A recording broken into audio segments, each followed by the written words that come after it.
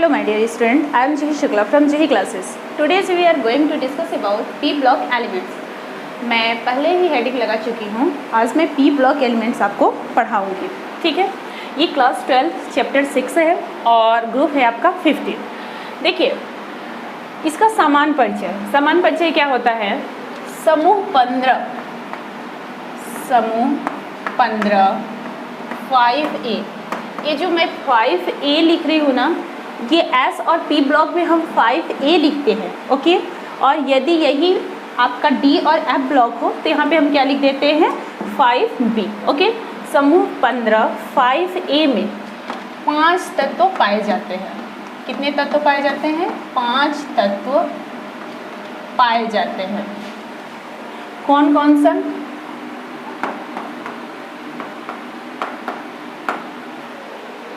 Nitrogen, phosphorus, arsenic, antimony और bismuth, okay. मैं इसलिए ऐसे लिख रही ताकि इलेक्ट्रॉनिक कॉन्फ़िगरेशन लिखूँ तो भी हो जाए, ठीक है। इन तत्वों को और किस नाम से जाना जाता है?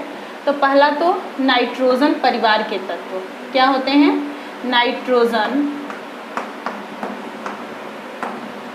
नाइट्रोजन परिवार के तत्व। और दूसरा इसी को क्या कहते हैं हम? निकोजन। और क्या बोलते हैं इसे? निकोजन। और किस नाम से जाने जाते हैं? निकोटाइड्स, ओके। देख लीजिए अब इनके लास्ट में क्या होता है? NS2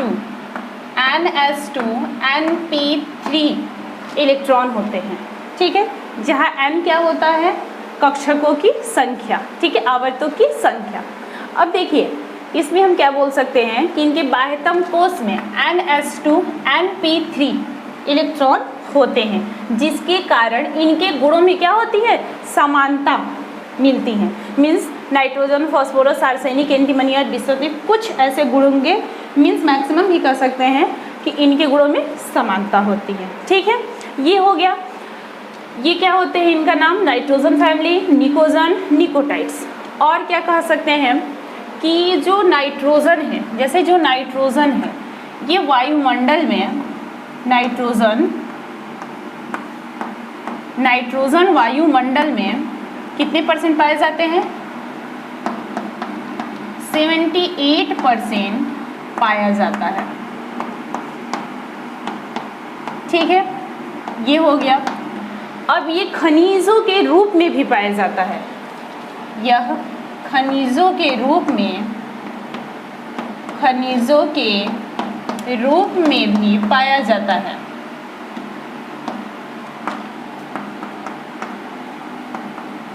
जैसे कोई एग्जाम्पल आपको पता है जो आपको खनिजों के रूप में पाया जाता हो? मैं यहाँ से इसे इरेज कर देती हूँ ताकि सही से दिखे। कौन कौन सा ऐसा होता है? एक है, आप नाम सुने होंगे, सोडियम नाइट्रेट, NaNO3। क्या बोलते हैं? Sodium nitrate. सोडियम नाइट्रेट को और किस नाम से जानते हैं? ये मोस्ट इम्पॉर्टेंट है कॉम्पिटिटिव एग्जाम के लिए। चिली सॉल्ट पेपर, क्या बोलते हैं इसको? चिली सॉल्ट पीटर, ठीक है। ये खनिज है आपका। इसी को और किस नाम से बोलते हैं? Chilli soda. बहुत सारे स्टूडेंट सोच रहे होंगे कि ये नाम इम्पॉर्टेंट नहीं है, पर आप प्रीवियस ईयर के कॉम्पिटिटिव एग्जाम्स के यदि क्वेश्चन पेपर उठाकर देखते हो तो ऐसे पूछता है इनमें से निम्नलिखित में से कौन सा चिली सोडा का फॉर्मूला है या सूत्र है, ठीक है। अब एक और खनिज होता है KNO3, जिसे बोलते हैं पोटेशियम नाइट्रेट। और इसका नाम, कॉमन नेम क्या होता है? इस तरह से इसका नाम हो जाता है इंडियन सॉल्ट पीटर,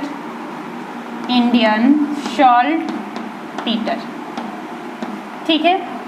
ये सारे मोस्ट इम्पॉर्टेंट है, दिमाग में आप रखे रहिएगा कि क्या है, ठीक। अब ये था आपका समान परिचय। अब आते हैं हम इसके इलेक्ट्रॉनिक कॉन्फ़िगरेशन पे, अर्थात इलेक्ट्रॉनिक विन्यास पे। आप देख लो एक बार, स्क्रीनशॉट लेना चाहते हो तो ले सकते हो। KNO3 है यहाँ पर, ठीक है। तो यही है, आप समान परिचय में यही लिखना कि समूह 15 में 15 5A, ठीक है। 5A में 5 तत्व पाए जाते हैं, नाइट्रोजन, फास्फोरस, आर्सेनिक, एंटीमनी और बिस्मथ। इनके बाह्यतम कोश में कितने इलेक्ट्रॉन होते हैं? 5 इलेक्ट्रॉन होते हैं, ठीक है। अब हम हेडिंग लगाते हैं इलेक्ट्रॉनिक विन्यास। इलेक्ट्रॉनिक विन्यास।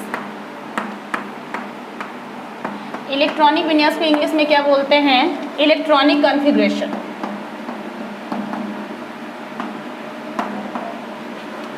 कॉन्फ़िगरेशन, ठीक है।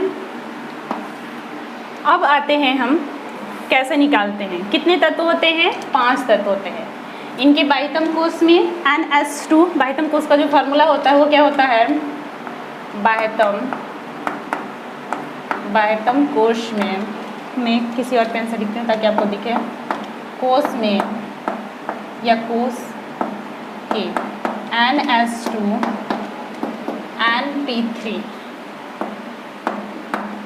NP3 इलेक्ट्रॉन होते हैं या इनकी संयोजकता होती है। आप बोल सकते हो कि इनकी संयोजकता होती है। इसी के कारण, ठीक है, ये क्या करते हैं? ये पांचों तत्व एक दूसरे से समानता गुण प्रदर्शित करते हैं। कौन कौन से तत्व हैं? नाइट्रोजन, फास्फोरस, आर्सेनिक, एंटीमनी और बिस्मथ, ठीक है। अब इनका हम एटॉमिक नंबर पहले लिखते हैं। तो देखिए ये 15 ग्रुप में है, इसका 7 होता है। मैं आपको एक ट्रिक बताती हूँ, आप क्लास 11th 9th में भी पढ़े होंगे। 2, 8, 8, 18, 18, 32। 2 तो ऐड नहीं करेंगे, ऑलरेडी ये 7 है, मीन्स इस पोजीशन पे इसमें 8 ऐड करेंगे, ठीक है। तो 8 ऐड किए, 7 और 8 कितना हो जाएगा? 50, ठीक है। फिर हम क्या ऐड कर देंगे? 18। तो आप 15 में 18 को ऐड करो, 33 हो जाएगा। 33 में 18 को ऐड कर दो, 51 हो जाएगा। 51 में 32 को ऐड करो, 83 हो जाएगा। आप इसे एक बार चेक कर लेना। यदि आपको एक लन है तो दूसरा भी लन हो सकता है। इसी तरह यदि आप जानना चाहते हो तो 16 ग्रुप का भी कर सकते हो। 16 ग्रुप में क्या हो जाता है? आपका ऑक्सीजन, सल्फर, सेलेनियम, टेलेनियम, पोलोनियम, ठीक है, आप ऐड कर सकते हो। अब यहाँ से आया आपका, अब हम आते हैं इलेक्ट्रॉनिक कॉन्फ़िगरेशन निकालते हैं। कैसे निकलता है इलेक्ट्रॉनिक कॉन्फ़िगरेशन? हम क्लास 11th में कुंट्स का नियम पढ़े थे। कुंट्स का नियम क्या था आपका? यहाँ पे था 1, इसको लिख सकते हैं 1, 2, 3, 4, 5, 6, 7, ठीक है। यहाँ 1s, यहाँ पे 2s, 2p, 3s, 3p, 3d, यहाँ पे 4s, 4p, 4d, 4f और यहाँ पे 5s, ठीक है, 5p, 5p, 5d, 5f, ठीक है, 6s, 6p और 6d, यहाँ पे 7s, 7p। सबसे पहले इलेक्ट्रॉन इससे आते हैं, इसमें, फिर इसमें, फिर इसमें, ठीक है, फिर ये ऐसे, फिर ये ऐसे, फिर कहाँ चला जाता है? ये ऐसे आ जाता है। इस तरह से करके आप लिख कर सकते हो, ठीक है। तो देख लीजिएगा आप इसको। हुंड्स नियम मेरे प्रीवियस वीडियोस में है, आप वहाँ से भी देख सकते हैं हुंड का नियम। तो देखिए कैसे करना है। नाइट्रोजन का 1s2, 2s2, 2p3, कैसे? पहले 1s में इलेक्ट्रॉन गया, s में कितने अधिकतम इलेक्ट्रॉनों की संख्या होती है? 2, p में अधिकतम इलेक्ट्रॉनों की संख्या 6, d में 10, f में 14। ये जो भी क्लास 11th में अच्छे से पढ़े होंगे मेरे हुंड्स के नियम को, ठीक है, पॉली अपवर्जन के नियम को मैं उसमें डिस्क्राइब की हूँ, आप देख लीजिएगा, ठीक है। अब यहाँ से क्या आता है? ये 1s2, 2s2, 2p3, आप इसे काउंट कर सकते हो 7 आ रहा है कि नहीं? 2, 2, 4, 3, 7। इसी तरह फॉस्फोरस का 1s2, 2s2, 2p6। अब इसमें पूरा टोटल कर देंगे, फिर किस में जाएंगे कि क्योंकि पहला वाला कोषों की संख्या 2 था तो दूसरा क्या हो जाएगा? 3, 3s2, 3p3, ठीक है। अब आप इसी तरह करते जाना, लास्ट में क्या हो जाएगा? 4s2, 4p3, यदि नहीं आएगा तो आप कमेंट बॉक्स में मुझे बताना, मैं पूरा लिख कर दे दूँगी इसे। फिर ये क्या होता है 5s2 5p3, फिर 6s2 6p3। ठीक है, ध्यान से देखना। देखो इस रूल को फॉलो कर रहा है कि नहीं। बाएटम कोष में कितने इलेक्ट्रॉन होते हैं ns2 np3। यहाँ पे क्या है 2s2 2p3, 3s2 3p3, 4s2 4p3, 5s2 5p3, 6s2 6p3। ठीक है, कोषों की संख्या बढ़ती जा रही है। पहले 2 था, फिर 3 था, फिर 4 था, फिर 5, फिर 6। 4s2 मतलब s2p3, बस उसमें कोषों की संख्या आप बढ़ाते चले जाना। ये हुंड का नियम है, मोस्ट इंपॉर्टेंट है, आप पढ़ लेना एक बारी से।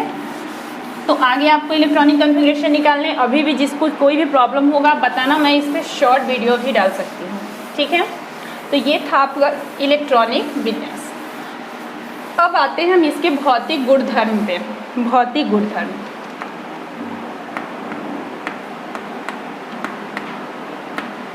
भौतिक गुणधर्म, इसमें पहला हम पढ़ते हैं परमाणविक आयतन और त्रिज्या। परमाणविक आयतन तथा त्रिज्या। ठीक है, देखिए अब आपके दिमाग में आ रहा होगा कि ये बढ़ेगा घटेगा कि क्या होगा। हम जानते हैं परमाणु कैसा होता है, गोला होता है ना। और आपके गोले का आयतन क्या होता है 4/3 πr³, 4/3 πr³। जब r बढ़ेगा, ठीक है, r मीन्स यदि परमाणु क्रमांक बढ़ा, जैसे हम जा रहे हैं nitrogen, phosphorus, arsenic, antimony, bismuth. ठीक है, मैं इसे रफली लिख देती हूँ, यानी 7, 15, 33, 51, 83। तो परमाणु क्रमांक बढ़ रहा है, मतलब r भी इसका क्या होगा, बढ़ेगा। और r बढ़ेगा मीन्स आयतन भी बढ़ेगा। समझ गया? तो ये चीज़ है। तो देखिए इसमें हम लिख सकते हैं, इसके अंदर समूह 15 में, समूह 15 में, समूह 15 में, इसको ऐसे भी लिख सकते हो 5 है, समूह 15 में ऊपर से नीचे जाने पर, ऊपर से नीचे जाने पर परमाणु संख्या में वृद्धि के साथ,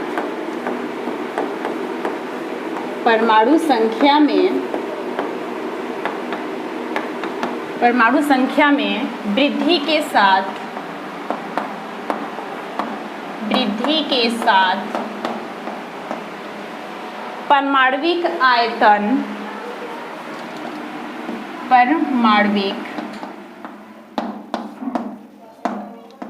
परमाणविक आयतन व त्रिज्या में वृद्धि होती है। त्रिज्या में वृद्धि होती है।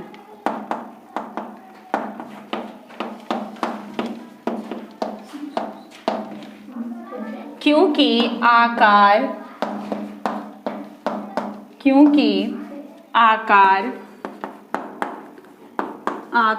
और कक्षकों की संख्या में वृद्धि होती है। आकार और कक्षकों की संख्या में वृद्धि होती है।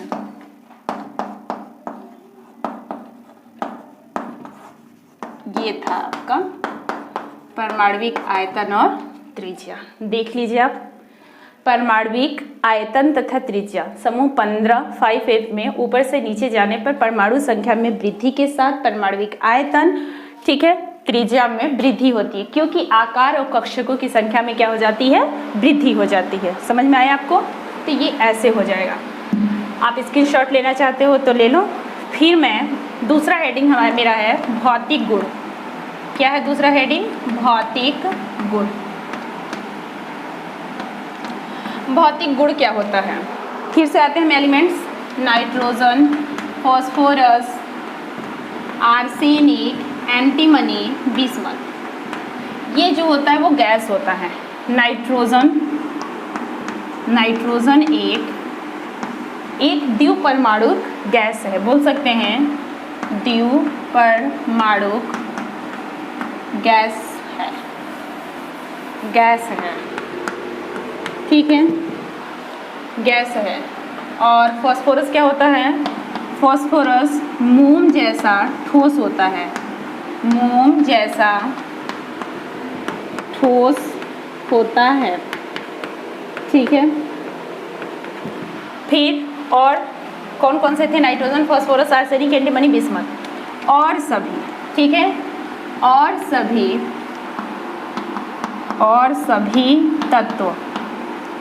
सभी तत्वों में क्या क्या आ जाते हैं? आपका आ जाता है आर्सेनिक, एंटीमनी और बिस्मथ, लिख सकते हैं। और सभी तत्व आर्सेनिक, एंटीमनी और बिस्मथ ठोस धातु होते हैं, ठोस होते हैं, या धातु भी लिख सकते हो क्योंकि धातु भी होते हैं, ठोस धातु होते हैं। समझ में आया यहाँ तक? कोई प्रॉब्लम हो तो आप बताना मुझे कमेंट बॉक्स में। तो ये था परमाणुिक आयतन, त्रिज्या और भौतिक गुण। अब थर्ड हेडिंग हम लगाते हैं। थर्ड हेडिंग हमारा क्या है?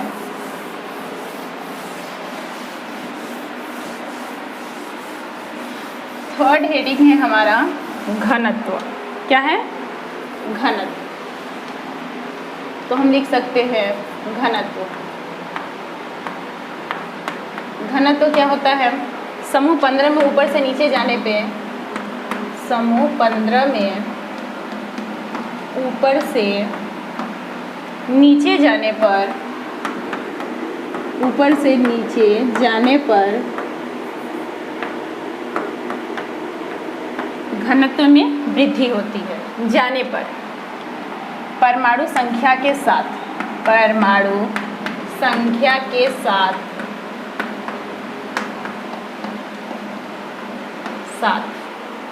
घनत्व में वृद्धि होती है।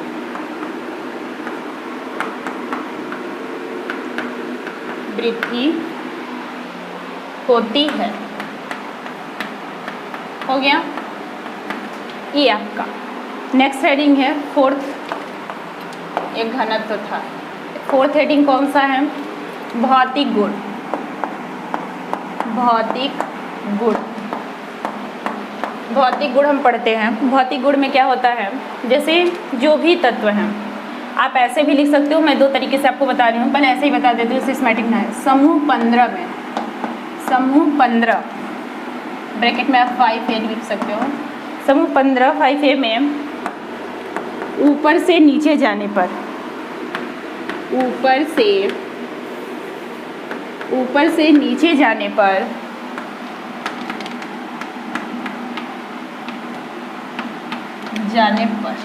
ठीक है। अब क्या है आपका? नाइट्रोजन होता है, फॉस्फोरस होता है, आर्सेनिक होता है, एंटीमनी होता है और बिस्मथ होता है। नाइट्रोजन क्या होता है? नाइट्रोजन और फॉस्फोरस गैस होते हैं। क्या होते हैं? गैस। ये आपका क्या होता है? ये ठोस होता है। ठोस मतलब कह सकते हैं उपधातु, उपधातु। और बिस्मथ क्या होता है? धातु। भौतिक गुण इनका यही होता है। ये तीनों ठोस हो सकते हैं। यदि ऐसे डायरेक्ट बात करें तो ये क्या होते हैं? ठोस होते हैं। ठीक है, तो यही है। फिर इसके बाद हम नेक्स्ट हेडिंग डालते हैं। मैं घनत्व कोई कर देती, इरेज कर देती हूँ। नेक्स्ट हेडिंग है हमारा वैद्युत ऋणात्मकता। क्या है? नेक्स्ट हेडिंग है 5th नंबर, वैद्युत ऋणात्मकता।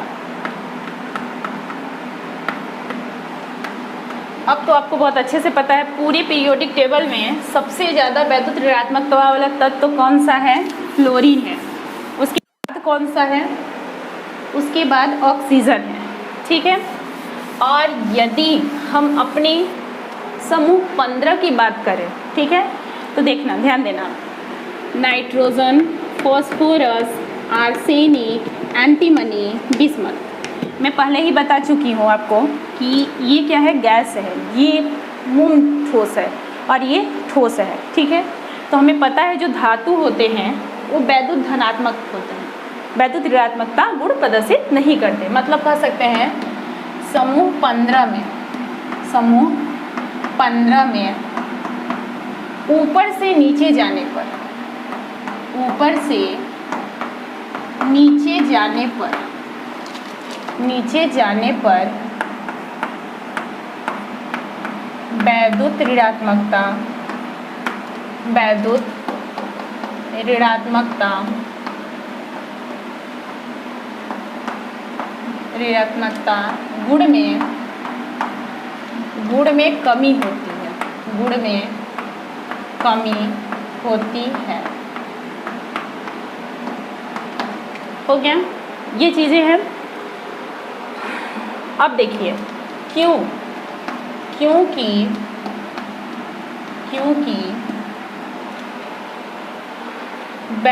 क्योंकि यहाँ पे ऐसा क्यों है,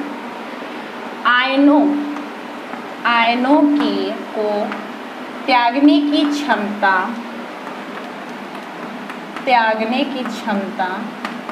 कम होती है, क्षमता कम होती है। ठीक है, अब हम इसको ऐसे लिख सकते हैं, जैसे सबसे ज़्यादा किसमें वैद्युत ऋणात्मकता होता है, नाइट्रोजन, फिर फॉस्फोरस, फिर आर्सेनिक, फिर एंटीमनी, फिर बिस्मथ, यानी सबसे कम बिस्मथ में होती है। तो ये था आपका वैद्युत ऋणात्मकता। जब हम वैद्युत ऋणात्मकता की बात कर लिए तो वैद्युत धनात्मकता किसी बहाने बात कर लें ताकि तुरंत हमारे दिमाग में आ जाए। वैद्युत धनात्मकता,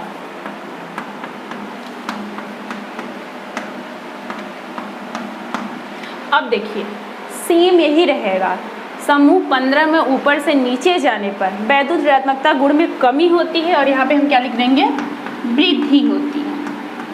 समझ में आया, क्योंकि वहाँ पे त्यागने की क्षमता बढ़ती है। ठीक है, अब ये क्या हो जा रहा है, अब ये नाइट्रोजन अब इस साइड लग जाएगा, फॉस्फोरस, आर्सेनिक, एंटीमनी और बिस्मथ। ठीक है, ये था आपका। अब नेक्स्ट आपका सेवंथ नंबर वाला हम पढ़ेंगे, वो मोस्ट इम्पॉर्टेंट है, अलग से भी पूछता है। आयनन ऊर्जा, आयनन ऊर्जा समूह 15 में ऊपर से नीचे जाने पर, समूह 15 में ऊपर से नीचे जाने पर, ऊपर से नीचे जाने पर क्या होता है, कमी होता है, जाने पर आयनन विभव या आयनन ऊर्जा में कमी होता है। क्या लिखे, नीचे जाने पर आयनन ऊर्जा में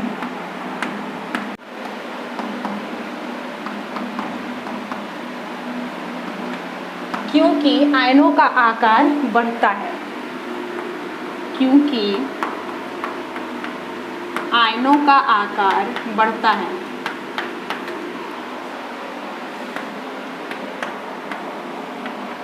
आकार बढ़ता है। ठीक है, देख लीजिए आप, यदि आपको समझ में आए तो। अब यहाँ पे एक फॉर्मूला देते हैं जिससे एग्जामिनर एकदम खुश हो जाता है और हमें नंबर दे देता है। आयनन ऊर्जा, आयनन ऊर्जा किसके व्युत्क्रमानुपाती क्रमानुपाती होता है, 1/, आयनों के आकार, आयनों के आकार। समझ में आया, ये मोस्ट इम्पॉर्टेंट टॉपिक है, दिमाग में रखे रहिएगा। ये हो गया आयनों का आकार। अब नेक्स्ट एंड लास्ट धात्विक, ये कौन सा था, 6 से 7 जो भी था आप हेडिंग लगा लेना, 7 धात्विक व्यवहार। धात्विक व्यवहार तो आप एकदम अच्छे से जानते होंगे, अभी तक में आप बहुत अच्छे से समझ गए होंगे कि nitrogen, phosphorus, arsenic, antimony, bismuth, ये दोनों क्या होते हैं, अधातु। क्या होते हैं, अधातु। आप इसे सिस्मैटिक ढंग से भी लिख सकते हो, मैं बता देती हूँ। अधातु, ये दोनों क्या होते हैं, उपधातु। इन दोनों को आप फिजिक्स में ही पढ़ोगे। और ये क्या होता है, धातु। मीन्स कह सकते हैं समूह 15 में ऊपर से नीचे जाने पर, ठीक है, क्या होता है, धात्विक व्यवहार या धात्विक गुण बढ़ता है। क्यों? क्योंकि पहला 2 तत्व अधातु होते हैं, फिर उपधातु होते हैं, फिर धातु होते हैं। तो यही था आपका, ठीक है, समूह 15 के तत्वों का भौतिक गुण समान परिचय। आगे मैं आपको रासायनिक गुण पढ़ाऊंगी। Thank you so much for watching my video. Please like, subscribe and share my YouTube video. Thank you.